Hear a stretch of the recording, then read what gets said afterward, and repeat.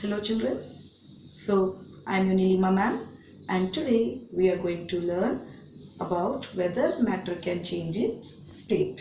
Okay, so I hope you have understood my previous video. Okay, so today we will start with whether matter can change its state. Now in the environment we see different types of matter which is in the form of solid, liquid and gaseous state. Okay, so here we will take the example of water that is found in all the three states.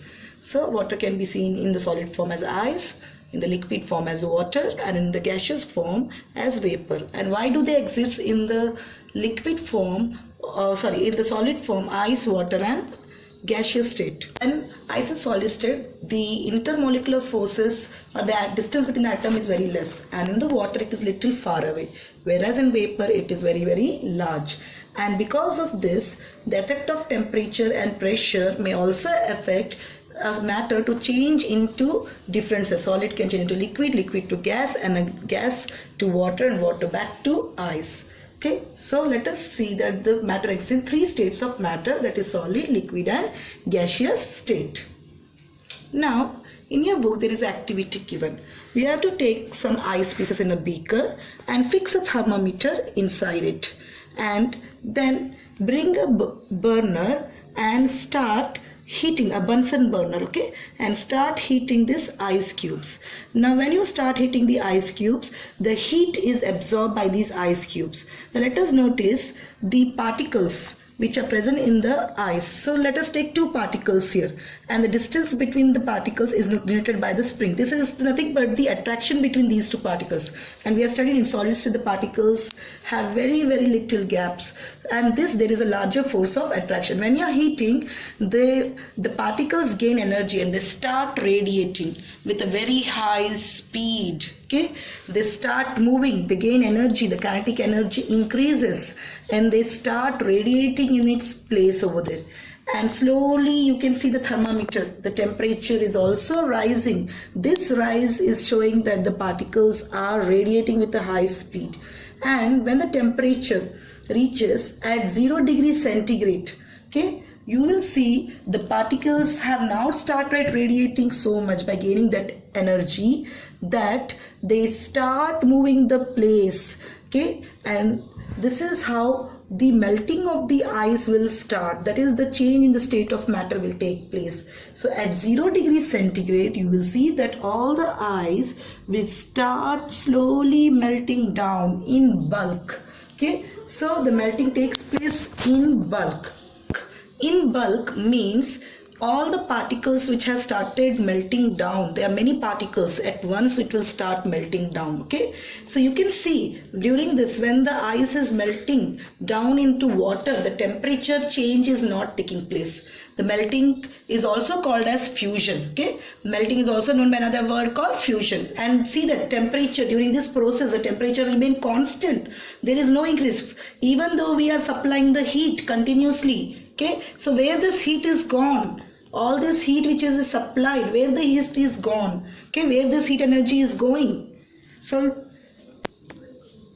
this heat, see once again, when we have supplied the heat to the ice pieces, the temperature started first slowly rising because of the kinetic energy which was gained by the particles in the ice. They started radiating, and because of that they started moving from its place, and this made them, you can see the temperature remained constant, okay, as the heat is being supplied continuously, and all the ice has started melting down. So what happened to this heat? Where this heat energy is gone? This heat energy is called as the latent heat. Okay, now let us see the structure of ice. You know, this ice has a fixed structure. Okay, this is a piece cube of ice, and in that the particles of the ice are being shown, and these are the molecular attractive forces between the particles. And when the heat is supplied, you can see it is gaining. Initially the particles are gaining the energy, and slowly as the energy is being increased, okay, in the thermometer we are seeing how the energy is increased. Now you can see the particles have started vibrating, the speed has started, the temperature is being shown here increasing, and slowly all the particles in that ice cube has started vibrating. It is gaining that energy. And at 0 degrees centigrade, what happened? Okay, why the temperature remained constant? This energy, which is called latent heat, is used to break the intermolecular forces between the particles. You can see how it is breaking. That energy is being used for breaking the intermolecular forces between the particles, and it has been not recorded in the thermometer. Okay, that temperature, that heat which is supplied is not recorded temperature, and all that slowly as the intermolecular forces weakens, you can see the structure of the ice will now start collapsing. It start deforming the ice. That means the ice will start melting. Okay, so you can see the intermolecular forces have started weakening, and all this is done by the heat which is given. This heat is called hidden heat. Latent means hidden. Hidden means which is not seen, which is not recorded in thermometer, and all this heat is being used for the weakening of the intermolecular forces between the particles, and because of this, the structure of the ice will slowly lose its structure and it will start melting down, and that is called as latent heat of fusion or latent heat of melting also. So children, I hope you understood what we mean by latent heat of fusion. Latent means hidden heat, which is used to weaken the the attractive force between the particles. Let us define latent heat of fusion. Amount of heat energy that is required to change 1 kg of solid into liquid at atmospheric pressure at its melting point is known as latent heat of fusion. Now, the same experiment what we did before, we'll continue with that, where all the ice was melted and where the temperature was recorded 0 degrees. And after that, when you still shouldn't stop heating and still go on continuously, you will see the temperature has again started rising, okay, from 0 degrees as you continuously go on heating now the water. Okay, water, all the ice which was in solid form has converted to liquid form, the liquid state, and it has now converted into the water form. Now, when you are continuously heated, you will see that now at 100 degrees centigrade, all the liquid will start changing into vapor form. Okay, now see, these are the particles in the liquid form, that is in the water.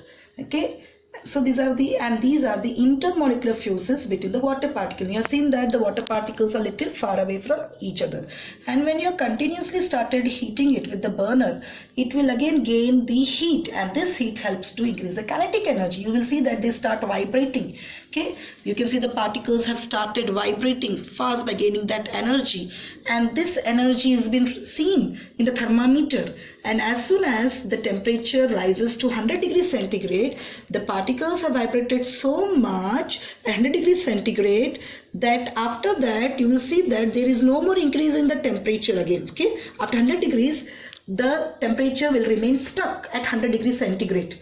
There is no further increase in the thermometer. Why is it so? So again you can see this temperature is called as again the latent heat of vaporization, where this heat is being used to weaken the intermolecular forces between the particles, and it will start breaking these intermolecular forces. Okay, so this latent heat of vaporization is used to break the intermolecular forces between the particles of the water. Okay, and as the intermolecular forces break, these particles are free to leave the surface and they start moving in the form of vapor. So conversion of water into vapor will take place here. How the more particles have started moving towards the upper side, you can see here all this intermolecular force are breaking and the particles have started escaping from the water into vapor form, and that is how this is done by latent heat of vaporization. What is the temperature? 100 degrees centigrade.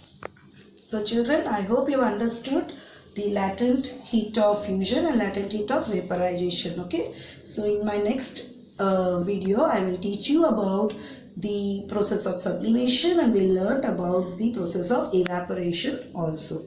Okay, thank you children.